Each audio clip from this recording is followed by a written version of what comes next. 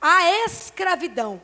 Coisa difícil é quando nós estamos num momento de alegria e do nada, pastores, do nada, nos intervém algo que nos leva a tamanha tristeza. É 8,80. Eu não sei se você já passou por situações parecidas. Eu não sei se você já viveu por situações onde você está feliz e do nada parece que você subiu 10 degraus e retrocedeu todos os 10. Eu já passei por isso. Coisa difícil é quando você é pego no susto, é pego no pulo, como diz minha mãe. Coisa difícil é quando nós estamos ali, no momento de tranquilidade, o nosso corpo está no momento ali de paz, e parece que está tudo bem. E nós somos levados a tamanha luta, tamanha prova, tamanha guerra, e não sabemos de onde saiu tanta guerra. De onde saiu tanta luta, e o povo de Deus é levado a ser escravizado pelos babilônicos. Ei, olha para mim. A irmã Janaína havia me pedido, pastora, eu sei que você tem um testemunho lindo, eu conto esse testemunho todas as vezes que eu venho a primeira vez na igreja. E entrando na palavra de Deus com o meu testemunho, e concluo a mensagem já já, eu, pastora Suelen, passei por uma situação a qual eu pensei que eu não ia passar. Há mais ou menos 7 anos atrás, eu estava no meu local de trabalho e eu fui atender um pai. Quando eu fui atender esse pai, eu coloquei os cotovelos sobre a mesa e uma mão de cada lado do meu pescoço, e eu percebi que o lado direito do meu pescoço estava mais alto que o lado esquerdo. Ali eu ignorei, esqueci, porque eu trabalhava muito e eu pensei que aquilo ali poderia ser um estresse. Levei minhas 2 filhas a um pediatra, e o pediatra delas é endócrino. Eu pedi para que ele apalpasse o meu pescoço. E ele apalpou e me pediu um ultrassom. Eu coloquei aquele exame dentro da minha bolsa e também esqueci o exame. Pastora, mas por que você está contando agora? Porque eu estava no momento de tranquilidade. Eu estava vivendo um momento onde parecia que estava tudo bem. Ali, o relógio que não está dormindo é aquele lá, pastor. Aquele lá está dormindo, esse aqui não está. Agora eu estou vendo. Amém. E ali eu estava vivendo um momento de tranquilidade. E o médico me pediu um exame.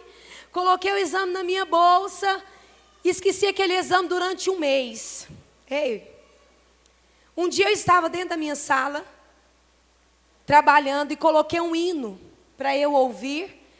Graças a Deus que o local onde eu trabalho é um local onde nós fazemos muita obra de Deus, e nós temos liberdade para orarmos, para cantar. E eu coloquei ele dentro da minha sala e comecei a falar com o Espírito Santo de Deus. E o Espírito Santo de Deus, irmãos, veio ao pé do meu ouvido e me disse o seguinte: faça o exame que está dentro da sua bolsa. Irmãos, eu comecei a chorar sem explicação. Eu não entendia o porquê do choro, mas eu comecei a chorar. Mas era um choro que vinha da alma. Então eu estava um momento alegre, feliz. Parece que estava tudo bem. De repente, quando o Espírito Santo de Deus fala conosco, irmão, as suas pernas bambeiam. Você não sabe explicar o que o seu corpo sente, mas é algo sobrenatural. Eu liguei para o meu esposo, era na parte da manhã, e pedi para ele: marca o exame para mim. Vem buscar aqui na recepção e marca para hoje. E ele me disse assim: para com isso, bem. Você não tem nada. Isso é cansaço. Isso é estresse. Você trabalha demais. E foi me falando isso. Estou vendo a Lisângela ali agora, tá boa? E ali, ele me disse o seguinte: não, eu falei, marca porque Deus falou comigo. Ele pegou o exame, marcou o exame para as 14 horas daquele dia. Queridos, 14 horas eu estava em uma cama e o médico me examinando. Eu estava, percebam que eu estava num momento de alegria, de tranquilidade. E passado algumas horas, pastora Ilma, eu já estava sendo examinada por um médico.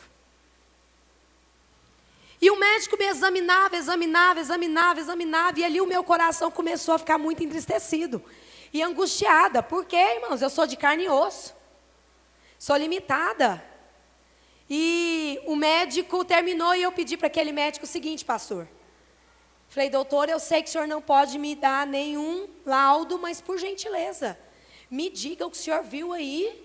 É algum nervo que está inflamado? É alguma coisa que está aí? Não sei. Ele me disse o seguinte, Suelen, que você tem vários nódulos no pescoço, isso você já sabe, não sabe? Eu falei, o quê? Nódulos? E ele, sim, você tem vários nódulos, mas acalma. Como é que você acalma, irmão? Que isso? Sou de carne e osso, irmão. E ali minhas pernas gelaram, e ele viu, e ele percebeu a minha angústia. E ele me disse o seguinte, você consegue esperar para levar esse exame para o seu médico ainda hoje? Eu falei, consigo. 5 horas eu estava com o resultado do exame na mão do médico que havia pedido o exame. Ele ainda perguntou para mim assim, eu tinha até esquecido, porque você deixou passar um mês. Chegando lá, quando ele abriu o exame, ele falou, Suelen, aqui está pedindo uma PAF, é uma punção. E eu, o que é isso? É uma biópsia. E eu não sei vocês, mas quando eu ouvia falar em biópsia, todas as vezes que eu ouvia falar essa palavra, era uma coisa muito ruim. Fulano fez uma biópsia, fulano está com isso, fez uma biópsia, deu negativo, deu maligno, fez biópsia. Então isso me afligiu. E eu comecei a chorar na frente daquele médico. Não perguntei a Deus por que eu estava passando aquilo, eu só comecei a chorar. E ele, calma, Sueli, porque se for câncer, eu falei, câncer? Mas eu não estou sentindo nada. Ele, Sueli, mas o câncer ele é silencioso. Eu falei, não, mas eu não tenho isso. Doutor, o senhor não está entendendo. Eu comecei e falei, Senhor, não, mas será? Misericórdia. E o meu coração afligiu, ali ele marcou a biópsia. Foi marcada, e eu tinha que pregar em uma igreja naquele mesmo dia, à noite. Era um congresso de mulheres, e o tema do congresso era a unção da alegria. Eu falei, meu Deus, eu vou pregar sobre a unção da alegria. E eu percebo, igreja, que muitas vezes nós somos usados para falar em cima das provações que estamos passando. Muitas vezes o diabo tem tentado calar muitos, porque tem passado por dificuldade, tem passado por lutas. Não é porque o seu lar está em dificuldade que você não pode ser instrumento de Deus para abençoar o outro lar. Não é porque você está passando por adversidades que você não possa ser usado por Deus para falar e profetizar. E meu esposo me disse assim, você não vai conseguir pregar. Eu falei, eu vou. Não, você não vai. Eu falei, eu vou. Meu nome está no cartaz, minha foto. Então, está todo mundo ali aguardando. Eu vou. Fui para Goiânia. Naquele culto, a igreja lotada. O Senhor me usou para a glória dele de maneira surreal. E eu lembro que eu desci daquele altar e eu orei. Coloquei a mão no pescoço de uma mulher que estava no meio da multidão. Eu não conhecia, porque a igreja era de Goiânia. E eu orei por ela. Quando eu retornei para Anápolis, passados uns dias, ela entrou em contato comigo e me disse assim, pastora Sueli, eu estava atrás do seu telefone para te dizer que aquele dia que a senhora orou por mim, lá na igreja, sede do Altíssimo, a senhora colocou a mão no meu pescoço e eu tinha acabado de pegar um laudo de um câncer no pescoço. Pastora Sueli, eu senti um fogo quando a senhora colocou a mão. O médico pediu para que eu repetisse o exame e o médico não entendeu porque não tinha mais nada. E eu glorifiquei a Deus, porque Deus usa quando Ele quer, irmão. Deus não tem um protocolo ou uma regra específica para usar. Não, você está passando por dificuldade financeira, você não pode orar por prosperidade. Ei, Deus nos usa muitas vezes para pregar em cima das nossas adversidades. Quantas vezes, pastor, eu subi em cima do altar e preguei que Deus dá, que Deus faz, que Deus opera, que Deus move as águas, e dentro da minha casa eu não tinha o que comer. Quantas vezes eu preguei em cima daquilo que era a minha maior luta. Pessoas saíam abençoadas para a glória de Deus. Ei, ali, e eu orando. Irmãos, eu lutava com medo todos os dias. Medo de quê, pastora? A senhora não é pastora? Sou pastora, mas eu sinto medo, eu sinto angústia, eu sinto tristeza, eu não sou super mulher. As nossas lutas muitas vezes são muito maiores, porque quem está na frente obra, quem está na frente trabalha, a luta é dobrada. Não é fácil, só que nem sempre nós podemos ficar contando para um e para outro. Às vezes é o nosso travesseiro que ouve, é o nosso Deus que está lá no quarto. Ei, e ali, eu lembro que eu entrei um dia para dentro do meu quarto, e eu peguei a Bíblia e falei: Deus, fala comigo. Eu preciso ouvir a tua voz. Senhor, o Senhor falou com Jacó, mandou o anjo, ele saiu mancando, mas não importa. Senhor, eu só vou sair de dentro desse quarto a hora que o Senhor falar comigo. Meu esposo, irmãos, eu acordava com ele toda madrugada, com a mão no meu pescoço e orando, e falando: Deus, o Senhor já me usou para curar tanta gente. Cura minha esposa, meu Pai. Pois bem, ali eu abri a Bíblia aleatoriamente. Meu polegar caiu num versículo que dizia assim, ó: eu sou Deus que restaura a tua saúde. Eis que não é para a morte, sim para a vida. E eu pensei que o meu milagre ia vir conforme o milagre daquela irmã. Porque existem milagres e milagres. Existem milagres que Deus cura num estralar de dedos. Mas existem milagres que é no conta-gota. E eu fiz a biópsia, fiz a punção, que é muito dolorido. São agulhas, né, introduzidas nos nódulos. E peguei, meu esposo pegou o resultado, deixou na recepção para mim. Eu busquei o resultado, liguei para o meu médico pediu para que eu lesse. Conforme eu lia, ele me disse assim: Suelen, você tem um câncer e está num grau muito avançado. A primeira cadeira que eu achei na minha sala, eu sentei, porque a minha angústia era tamanha. Só que eu louvo a Deus que em nenhum momento eu falei: Senhor, por que eu estou passando por isso? Eu só queria entender, irmãos, o que Deus queria me ensinar. Porque não tem luta que não tenha nenhum aprendizado. Deus não é Deus que manda luta sem aprendizado. E o médico viu que eu estava nervosa, tentou me acalmar, já me encaminhou para um médico de cabeça e pescoço. Cheguei no oncologista e ele me disse o seguinte: Suelen, você tem 13 nódulos. 12 são malignos, envolvendo as suas cordas vocais. Eu preciso fazer essa cirurgia sua para ontem. E eu não garanto que você vá falar mais. Se estava ruim, ficou pior. Porque você recebeu um laudo daquele e depois ouvi do médico que você não vai conseguir falar mais. E eu louvo a Deus desde pequena. Eu tenho 36 anos de idade. São 36 anos indo para a casa de Deus. Desde os 5 anos louvando a Deus. Sabe, a minha primeira pregação eu fiz aos 11 anos, quando eu era adolescente, eu preguei. E está no meu DNA fazer a obra de Deus. Só que na hora que aquele médico me disse assim: você não vai falar mais, o Espírito Santo de Deus me trouxe à memória algo que eu havia dito há muito tempo atrás, quando eu dirigia a igreja, mas o meu esposo. Meu esposo, em um culto, me chamou para começarmos o culto com louvor. Eu estava dentro da salinha das crianças. E eu disse para ele o seguinte: eu não vou. Ele falou: por quê? Porque eu estou cansada.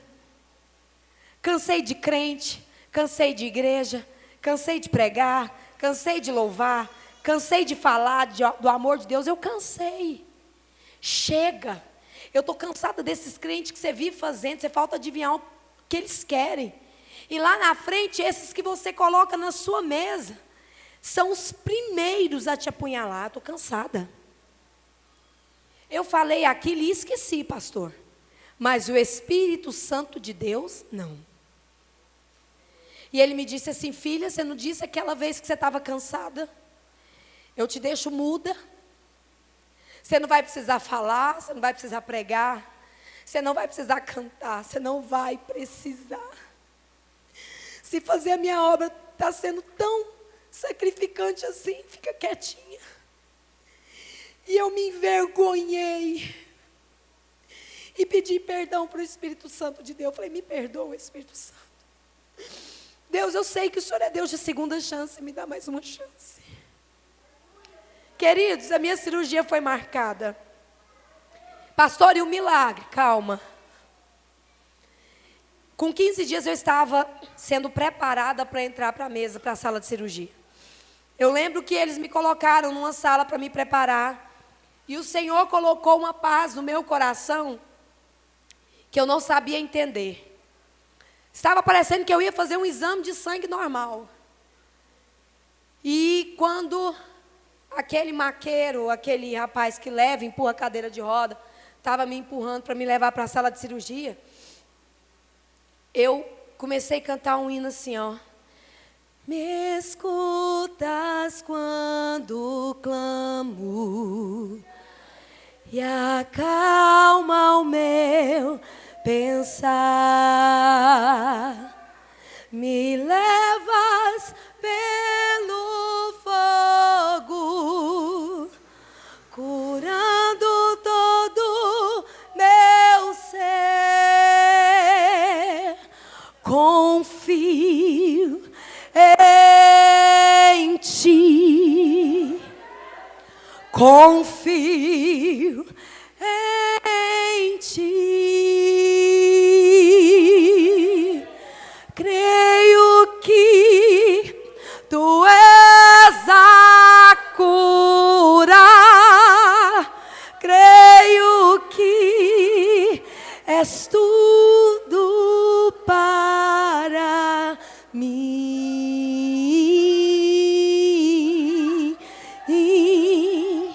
E ali eu fui colocada naquela sala.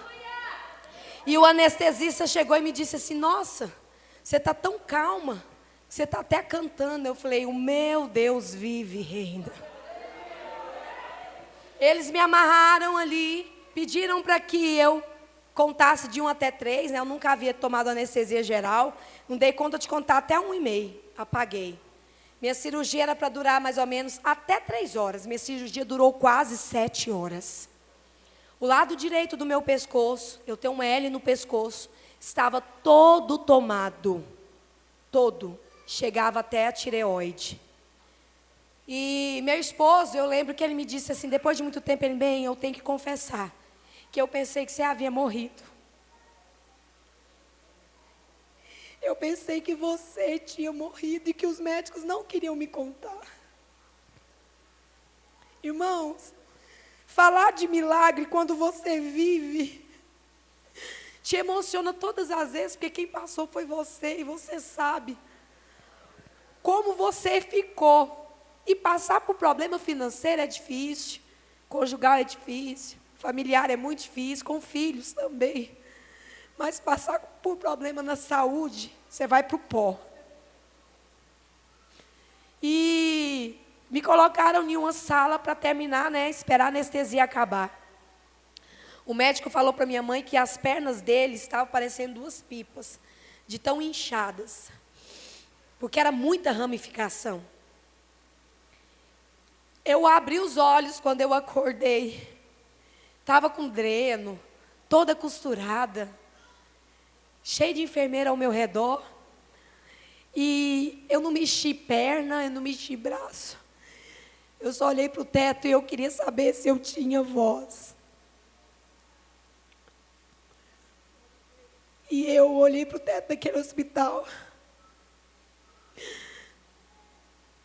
E eu abri a boca e disse assim: confio em ti, confio em ti. Creio que tu és a cura. E eu comecei a louvar a Deus. E as enfermeiras chegaram perto de mim e me disseram: menina, você está até com dreno e está cantando. Eu falei: filha, eu sirvo um Deus de milagre. O médico disse que a minha cirurgia, porque as cordas vocais, ele falou: Sueli, é uma veinha. Estava envolvendo que um suspirar meu, você ficaria sem voz. Ele disse que uma mexida no instrumento errado. E ali eu fui levada, fui fazer o tratamento todo que eu tinha que fazer. Quando o médico me disse assim: Sueli, você vai tomar o medicamento, não tem perigo de ter metástase, não tem perigo de espalhar, fica tranquila, já deu tudo certo. Eu amei. Fiz o tratamento. Quando o meu esposo pegou o resultado, que ele deixou na recepção do colégio, ele na verdade leu lá de Goiânia para mim. E aí ele lendo, ele falou: Sueli, pelo que eu vi aqui, bem, parece que você não tem mais nada, mas sabe quando parece que seu coração não consegue se alegrar com aquilo? Eu não conseguia me alegrar com a fala do meu esposo. Cheguei em casa, abri o exame na minha cama, e eu li, estava escrito assim, ó. E o meu esposo, ele não estava acostumado com aqueles termos. Ele nunca abriu um exame assim, e eu já estava, né? E eu li: evidências de micrometástase pulmonar bilateral. Eu falei: meu Deus, espalhou para os meus 2 pulmões. Eu ergui aquele exame ao céu e eu disse assim: eu sei que aquele que começou a boa obra é fiel para completar. Liguei para o médico me disse assim: olha, o seu resultado foi o pior, porque esses médicos são assim, irmãos. A maioria te joga, se você está ruim, você sai de lá pior. Se você não tiver fé em Deus. E ele disse: esse exame seu foi terrível. E lá onde você fez, eles não erram. Vou mandar repetir por pedir, por mandar, porque... E eu fui ao encontro daquele médico, eu olhei nos olhos dele e disse assim para ele: se não der nada, não foi o Senhor que me operou, mas foi o meu Jesus de Nazaré. Ele disse assim, ele ergueu a sobrancelha, deu um sorrisinho de canto: vai você com a sua fé, porque esse médico é ateu. E eu falei: eu vou por fé, porque eu ando por fé, eu não ando por vista. Eu acredito num Deus vivo. Eu prego esse Deus. Eu prego um Deus que reverte. Eu prego um Deus que muda a situação. Eu prego um Deus que faz do nada tudo. Eu prego um Deus que confunde a mente humana para abençoar. Eu prego um Deus que muitas vezes provoca situação para beneficiar aqueles que têm acreditado no poder e na soberania dele. E ele riu e eu fiz o exame mais uma vez. Eu lembro que eu entrei na máquina cantando o mesmo hino: confio em ti. E eu fui cantando. E a moça falava para mim assim: para de cantar um pouco, porque você está mexendo muito. Seu diafragma, para. E eu no pensamento, cantando. Peguei o resultado, levei para o médico abriu e disse a mesma coisa, da mesma forma, só que as palavras tiveram que ser diferentes. Erguei a sobrancelha: vai em paz, você não tem mais nada. Você pode aplaudir o Senhor? Ano que vem eu faço 6 anos que eu já passei, já passou, não tenho nada, não tenho nada, e não tenho nada, e não tenho nada. Para a glória de Deus. Queridos, aquele povo estava vivendo um momento que da alegria para a tristeza.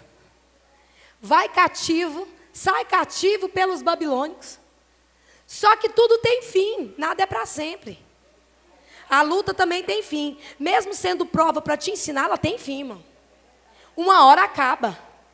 Passado alguns anos, acaba a escravidão. Só que a Bíblia nos conta que enquanto aquele povo estava sendo escravizado, o povo babilônico destrói, derruba, lança por terra o templo de Salomão. Porque o templo era a identidade do povo. A identidade de Deus, era a aliança de Deus com o povo. Não se engane, momento de luta, momento de fraqueza, momento de angústia, é um momento em que muitos vão pensar que você está destruído. É um momento que muitos vão aplaudir e dizer: agora cai. Agora não levanta não, pastor. Eu quero ver levantar depois dessa. Momentos em que o diabo, às vezes, pensa te envergonhar.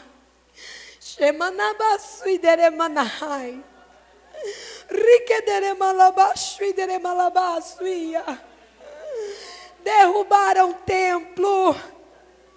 Templo é lugar de busca. Templo é lugar de oração. Templo é lugar de Deus falar com a igreja. Templo é lugar de ouvir a voz do Deus Altíssimo. Templo é lugar de acordar porque Ele está voltando. Templo é lugar de intimidade. E eles derrubam. O povo de Deus encontra o templo derrubado. A Bíblia fala que eles pisavam nos destroços do templo. E eles resolvem até querer reconstruir. Só que é nesse momento de reconstrução é que passamos por situações, é que passamos por momentos adversos. E eles querem recomeçar e até tentam recomeçar. Reconstrução, irmão, olha para mim. Reconstrução dói. Reconstruir não é fácil. Porque ninguém acredita. É raros que vão acreditar que você que estava lá no pecado, aceitou Jesus e agora quer mudar de vida. A maioria diz: será? De novo? Esse irmão aceita Jesus 10 vezes, faz o apelo. Reconstrução. É necessário ter uma vontade, um querer. Porque se depender de alguém te ajudar a reconstruir, são poucos. Ou você acredita no que Deus tem com você, meu irmão, minha irmã, ou não espere que ninguém acredite. É raro alguém que acredita, irmão. É raro. É raro alguém que olha para você e fala: vai, você vai conseguir. Dessa vez você não vai retroceder. E eles resolvem reconstruir. Mas os mais velhos, os que se diziam experientes, começam a achar que não é momento. Aí eu levo a dizer que nós estamos vivendo um momento na igreja em que é muito achismo. Todo mundo acha alguma coisa. Eu acho que o pastor não podia fazer isso não, porque eu acho. Eu acho. Será? Sei não. Vai não. Para com isso. Você vai ficar dando murro em ponta de faca. É muito achismo, é muito achismo, é muito achismo. Eu acho isso, eu acho aquilo. Eu acho. Nós não temos que achar nada. Quem tem que achar alguma coisa ao teu respeito é aquele que te escolheu, aquele que te chamou, aquele que viu graça em você e disse: Ele, eu conto com ele, eu conto com ela. Rimaná, sui, deremanagá, xederehás. Riquederemalabaxui, deremalabasuia. Quantas pessoas têm ministério brecado, ministério enterrado, ministérios parados, para dar ouvido. Por quê? Porque dá ouvido demais em quem acha alguma coisa. Pastor, aí eu falo isso com todo temor e tremor do meu coração. Se eu fosse parar para ouvir o que as pessoas acham de mim, pastora, O que as pessoas acham da minha casa? O que as pessoas acham do meu ministério? Eu não estaria aqui, irmão. Para de preocupar. Quem te escolheu, irmã e irmão, foi Deus. Para de parar o que Deus tem para você. Por quê? Porque as pessoas não acreditam em mim. As pessoas não acreditam em mim, pastor. Ei, aquele povo parou, começou a se preocupar com as suas próprias casas, com as suas próprias coisas. Vamos esquecer isso? Eles têm razão, não vamos reconstruir nada, não. Só que em um momento de luta, Deus sempre vai falar com você, irmão. Não se engane. Deus sempre vai usar a palavra ou alguém, eu não sei. Mas Deus vai falar com você. Deus sempre levanta alguém para falar. Deus sempre levanta alguém para falar, para confirmar. E Deus pega o profeta Ageu, que é incrível, o nome dele significa festivo, festa. Ele pega o profeta Ageu, manda ele ir lá em Zorobabel. Ei, Zorobabel, levanta a tua cabeça, porque Deus é contigo. Levanta, Ramahashi-dereha. Não estão dando moral para você, não acreditam em você, mas o eu sou, o Todo-Poderoso, Ele acredita. E Ele manda eu te dizer nesta manhã, que Ele é contigo, Ele é na tua casa, Ele é na tua família, Ele é no teu ministério, Ele é no teu chamado. Levanta, Zorobabel, levanta, move, sai da mesmice, sai dessa vida pacata, sai dessa vida apática e levanta, porque Deus conta, Deus conta, Deus conta, Deus conta.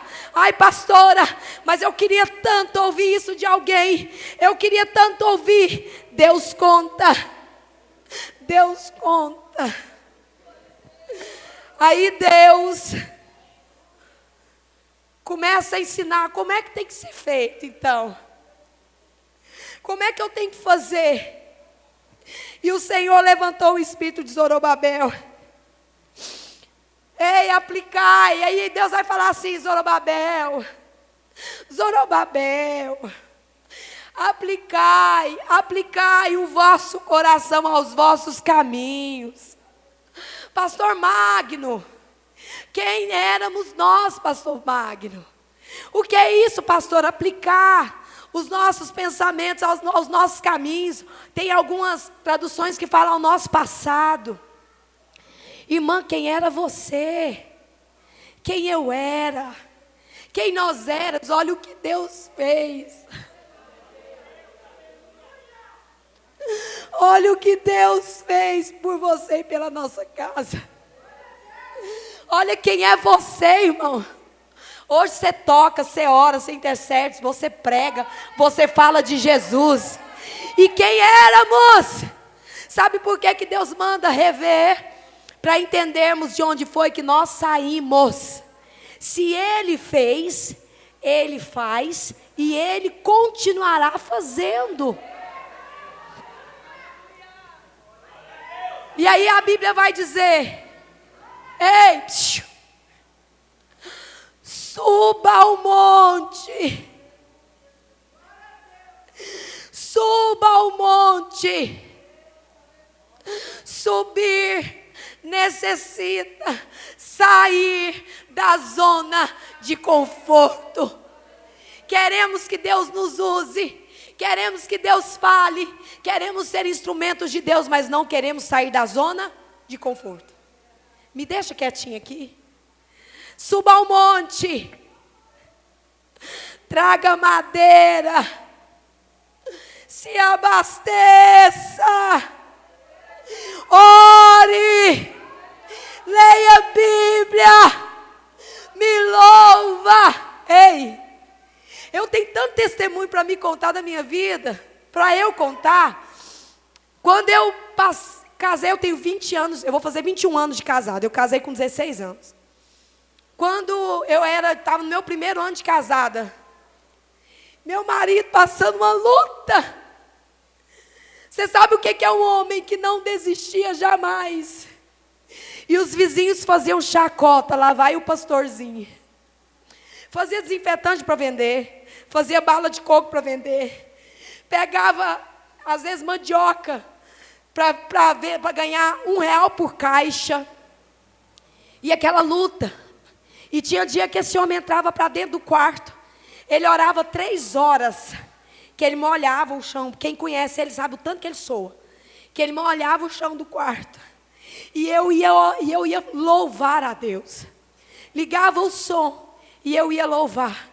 Porque eu sabia que por mais que eu estava passando por luta, eu precisava me abastecer.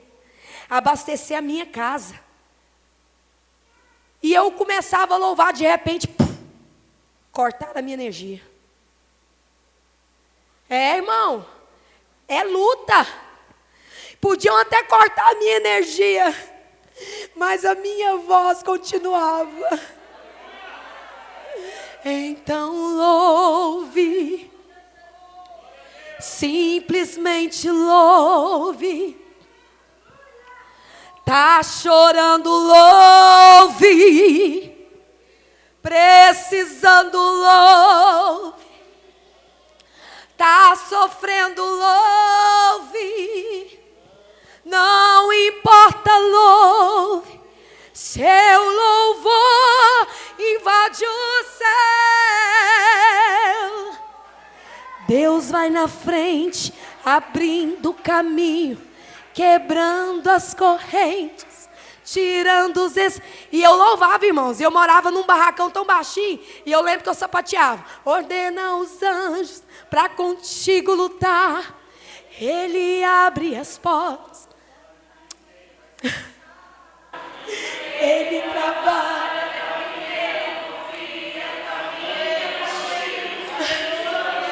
Pega a tua mão. Rima na bassuíra. Chama na bassuíra. Chedere manahas. Rique dere manabasho dere manahas. Rique dere managassuia. Chama na chedere manahas. Trai manahassuia. E eu louvava com muito louvor. E eu lembro que aquele hino de Jó, era esse o hino de Jó. Se alguém tentar te humilhar, porque és crente e crê em Deus, não dê ouvidos. Diga apenas que a tormenta vai passar.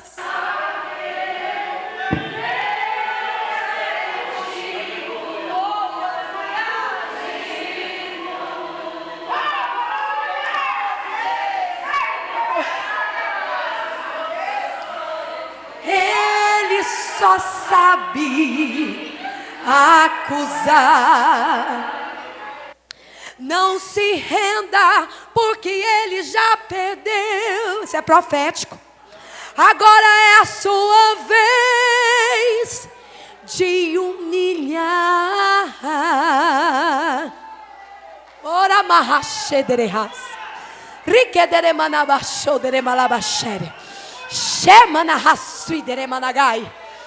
Ei, Deus manda, suba ao monte, traga madeira,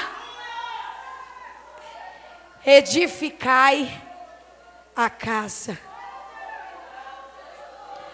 Pastora, estão falando, pastora, estão indo contra, pastora, não acreditam em mim, pastora, não acreditam no meu ministério. E daí, meu irmão? E daí, minha irmã? Deus vai na frente, abrindo o caminho, quebrando as correntes, tirando os embaraços, Ele tira.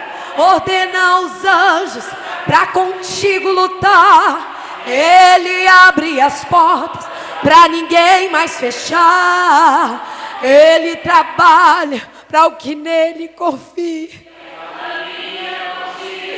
Oh, erga a tua mão.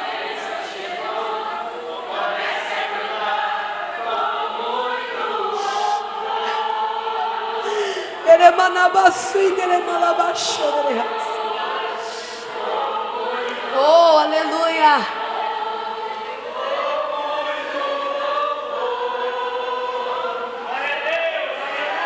Ei,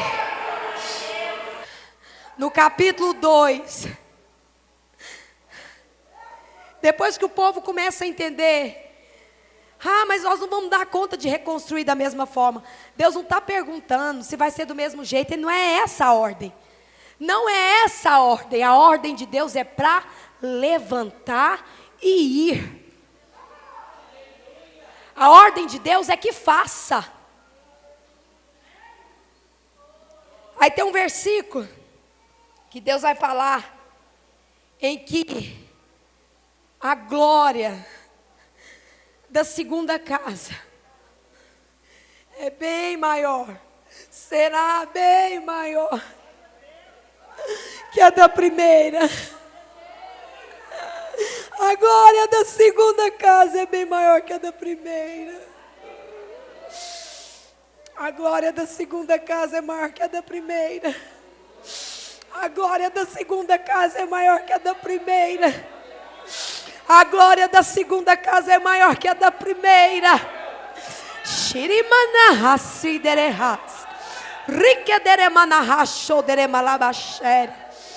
Ele é Deus de segunda chance.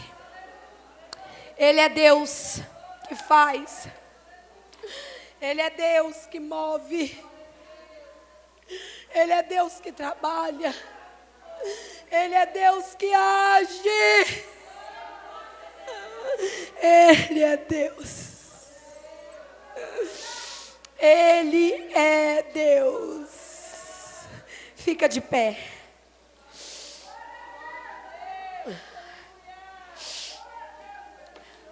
Você vai orar. Eu sinto e peço desculpa, pastor, não poder ficar, porque a minha filha vai fazer vestibular. Hoje tem vestibular na Univangélica. E eu preciso levá-la. Ela tem que estar lá meio-dia e pouco. Mas nós vamos orar aqui agora. E eu acredito num Deus onipresente, onisciente, onipotente, um Deus que faz. Amém? Coloca a mão no teu coração. Deus, a tua palavra foi pregada. A tua palavra foi transmitida. E eu peço, e sinto, ó Pai, às vezes não ter sido aquilo, às vezes mas eu sou instrumento teu, Pai. Pai, eu espero ter feito aquilo que o Senhor quis que tivesse sido feito. Deus, fala ao coração do teu povo. Renova, restaura, traz força.